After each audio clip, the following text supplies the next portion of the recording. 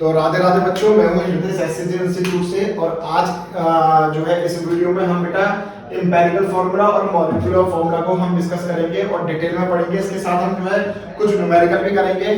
तो सबसे पहले मैं एम्पिरिकल फार्मूला के बारे में आपको बताना चाहूंगा कि the formula which gives the simple whole number ratio of atom.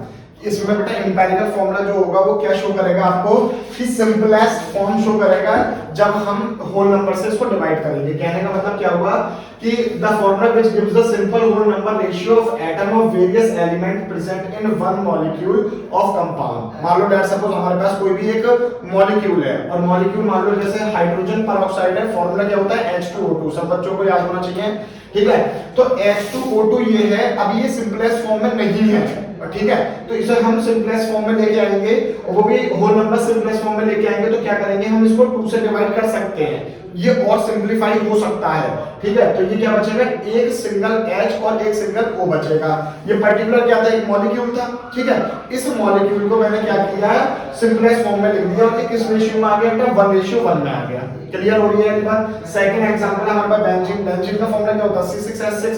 ये भी सिंपलेस्ट फॉर्म में आ सकता है। सिंपलेस्ट फॉर्म का मतलब ये है कि हमें जो है ऐसे करना है कंपाउंड्स को, मतलब ऐसे एटम्स को इतने कम सिंपलीफाई में करना है कि वो इक्वल रेशियोज में आ जाए। अब जरूरी नहीं है कि भाई किसी में मान लो इस तरह से भी हो सकता है कि भाई C6 और H12 ये भी हो सकता है। तो यहाँ पर इक्वल रेशियो नहीं बैठेगा, ठीक है। वो भी हम डिस्कस करेंगे जब हम ये क्वेश्चन करेंगे, ठीक है।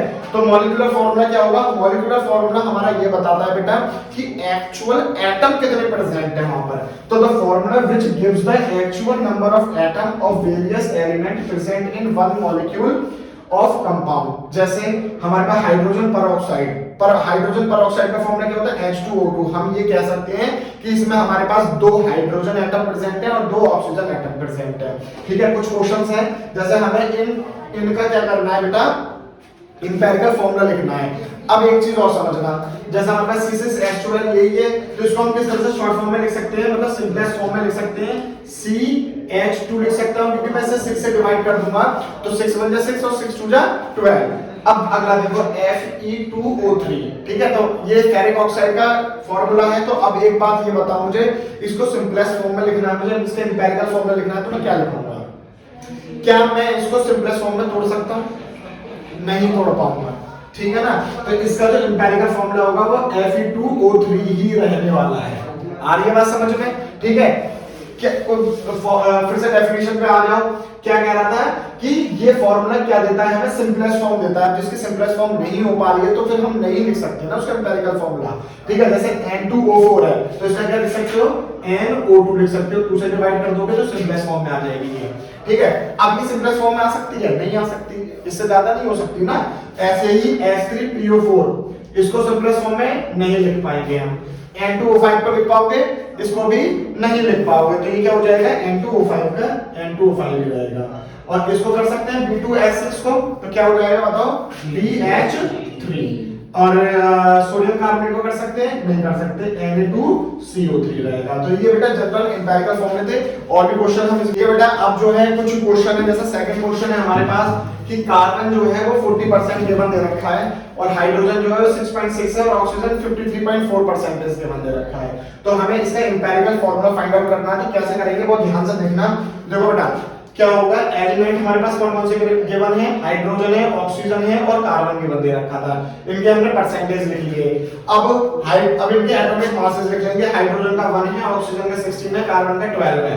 तो एटॉमिक रेशियो निकालने के लिए हमें क्या करना पड़ेगा, जो भी परसेंटेज दे रखी है उसको एटॉमिक मास से डिवाइड कर दो। तो 6.6 अपॉन में 1, 53.4 अपॉन में 16, 40 अपॉन में 12। जब आप कैलकुलेशन करोगे तो 6.6 और ये 3.3 के आसपास, ये भी 3.3 के आसपास आएगा।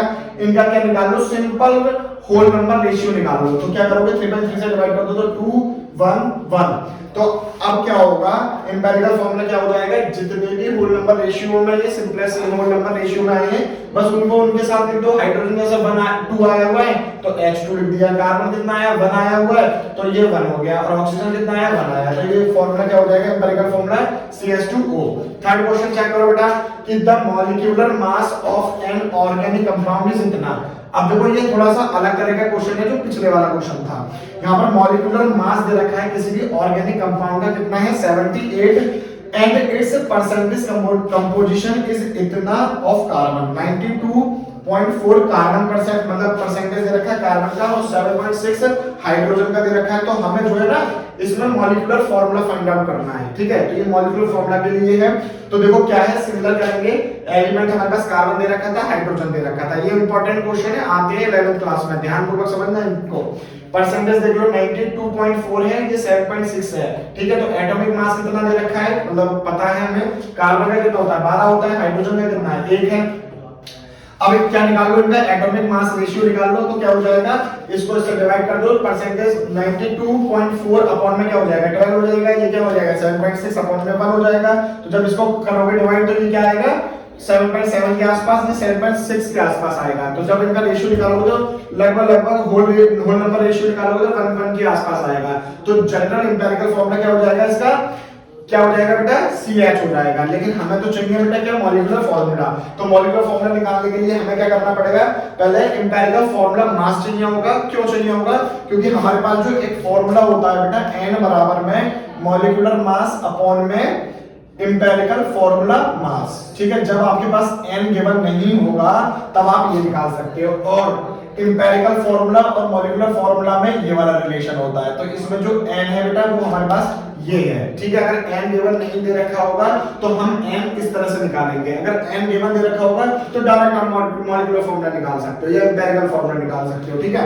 तो एम्पिरिकल फार्मूला मास निकालने के लिए क्या करना पड़ेगा कि देखो C कितने आए थे बेटा 1 आए थे एम्पिरिकल फार्मूला के हिसाब से, मल्टीप्लाई बाय 12, ठीक है। तो कार्बन का कितना होता है 12 होता है मास, प्लस में हाइड्रोजन कितना है 1 है, और 1 का हाइड्रोजन का कितना होता है एटॉमिक मास 1 होता है। तो ये कितना आ गया हमारे पास एम्पिरिकल फार्मूला मास, क्योंकि एम्पिरिकल फार्मूला हमारे पास CH आया था। अब उसका मास निकालेंगे तो हमारे पास 13 आएगा। क्लियर हो गई ये बात। उसके बाद अब हमें n की वैल्यू की जरूरत पड़ेगी। तो n का फार्मूला भी मैंने आपको बताया था मॉलिक्यूलर मास अपॉन में एम्पिरिकल फार्मूला मास। तो मॉलिक्यूलर मास तो हमें पहले से ही गिवन दे रखा था कंपाउंड का, कितना दे रखा था 78 अपॉन में और एम्पिरिकल फार्मूला मास कितना निकल के आया 13 आया। जब आप इसको डिवाइड करोगे तो कितना आ जाएगा 6 आ जाएगा। तो मॉलिक्यूलर फार्मूला ऑफ कंपाउंड निकालने के लिए क्या करना पड़ेगा, जो एम्पिरिकल फार्मूला आया था उससे मल्टीप्लाई कर दो n की। तो n से जब मल्टीप्लाई करेंगे तो ये 6 था, तो ये हो जाएगा C6H6। तो जो कंपाउंड होगा वो हमारे पास क्या होगा बेंजीन होगा, ठीक है। समझ में आ गया न्यूमेरिकल क्वेश्चन। हमारे पास फोर्थ क्वेश्चन है, ध्यानपूर्वक देखना है, थोड़ा सा इधर रखना। क्या है कि organic compound on analysis give the following percent composition. तो हमारे पास क्या है ऑर्गेनिक कंपाउंड दे रखा था, उसके कुछ कंपोजिशन है। जैसे कार्बन जो है 57.8% दे रखा है, हाइड्रोजन 3.6 दे रखा है और रेस्ट इन द ऑक्सीजन, जो बचा कुचा है वो ऑक्सीजन है। अब एक चीज यहाँ पर नई चीज आपको मिल रही है बेटा, the vapour density of compound was found to be 83। हमारे पास वेपर डेंसिटी दे रखी है और वेपर डेंसिटी उसकी होगी जो गैसियस स्टेट में प्रेजेंट होगा। क्लियर हो रही है, इसकी जरूरत हमें बाद में पड़ेगी। तो देखना क्या है, find out the molecular formula of the compound. तो मॉलिक्यूलर फार्मूला फाइंड आउट करना है हमारे पास। तो एलिमेंट लिख लिया हमने CHO, परसेंटेज कंपोजिशन लिख लिया हमने इनका, एटॉमिक मास हमें पता ही है और एटॉमिक रेशियो निकाल दिया इनका। तो रेशियो निकालने के लिए इससे इसको डिवाइड कर दिया, इसको इससे डिवाइड कर दिया, इसको इससे डिवाइड कर दिया, ठीक है। तो इसके डिवाइड करा तो 4.86, 3.6 और 2.41। तो simple ratio whole number find out कर दिया, इसका 4 हो गया, इसका 3 हो गया, इसका 2 हो गया। क्लियर हो गई है। एम्पिरिकल फार्मूला निकाल लो। कार्बन कितने आए 4 आए हैं तो 4 लिख दिए, हाइड्रोजन कितने आए 3 आए तो 3 लिख दिया, ऑक्सीजन कितने आए 2 आए तो 2 लिख दिए। एम्पिरिकल फार्मूला मास निकालना पड़ेगा, क्यों, क्योंकि हमें n की वैल्यू निकालनी है, छोटे n की, तभी तो हम उस वाले फार्मूले में पुट करेंगे। तो एम्पिरिकल फार्मूला मास क्या करोगे 4 गुणा में 12 जो कार्बन का होता है, प्लस में 3 गुणा में 1, प्लस में 2 गुणा में ऑक्सीजन का जो होता है। तो कितना आ गया हमारे पास एम्पिरिकल फार्मूला मास 83। अब मेन चीज जो है यहाँ पर आपका क्वेश्चन चेंज हो रहा है कि मॉलिक्यूलर मास जो है वो 2 into में क्या करना पड़ेगा वेपर डेंसिटी, जो भी इस पूरे कंपाउंड में वेपर में प्रेजेंट होगा उसके मॉलिक्यूल से हम यहाँ पर मल्टीप्लाई कर देंगे। नंबर ऑफ मॉलिक्यूल्स है मतलब n से मल्टीप्लाई कर देंगे। तो मॉलिक्यूलर मास निकालने के लिए क्या करना पड़ेगा हमें n into में वेपर डेंसिटी। तो n कितना हो जाएगा 2 हो जाएगा, क्योंकि ऑक्सीजन क्या है 2, ठीक है। तो क्या हो जाएगा 2 into में वेपर डेंसिटी क्या है यहाँ पर जितनी भी दे रखी होगी, तो मॉलिक्यूलर मास कितना हो जाएगा 166। अब यहाँ पर क्या करो n निकाल लो। n निकालने का फॉर्मूला क्या होता है मॉलिक्यूलर मास अपॉन में एम्पिरिकल फार्मूला मास, ठीक है। तो यहाँ से n पता चल गया आपको, और n पता करने के लिए फिर मॉलिक्यूलर फार्मूला निकालना था हमें कंपाउंड का। तो ये क्या हो जाएगा n into में इंपेरिकल फॉर्मूला, तो 2 से मल्टीप्लाई कर दोगी, जो भी इंपेरिकल फॉर्मूला आएगा और हमारे पास कंपाउंड का मॉलिक्यूलर मास आ जाएगा, मॉलिक्यूलर फॉर्मूला आ जाएगा। ठीक है, तो ये क्वेश्चन इस तरह से।